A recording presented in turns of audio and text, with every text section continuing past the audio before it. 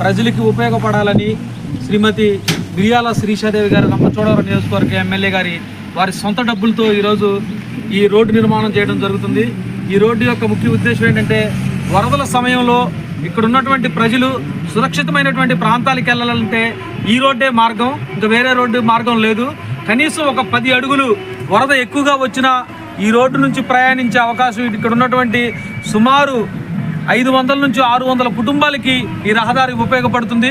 ఇటువంటి రహదారిని మన రంపచోడవరం నియోజకవర్గ ఎమ్మెల్యే శ్రీమతి మిరియాల శిరీషాదేవి గారు తన సొంత డబ్బులతో ఈరోజు ఈ రోడ్డు నిర్మాణానికి గ్రావెలు అదేవిధంగా ఫ్లై యాష్ తెప్పించి ఈ ప్రజలకు ఉపయోగకరంగా ఉండాలని ఈరోజు ఆమె సొంత డబ్బులతో ఈ కార్యక్రమాన్ని చేపట్టారు. ఇక్కడ ఉన్నటువంటి ప్రజలు ఎంపీటీసీ గారు అయితేనేముంది, ఇక్కడ ఉన్నటువంటి ప్రజలైతేనేముంది ఈ విషయాన్ని చూసి చాలా హర్షం వ్యక్తం చేస్తున్నారు.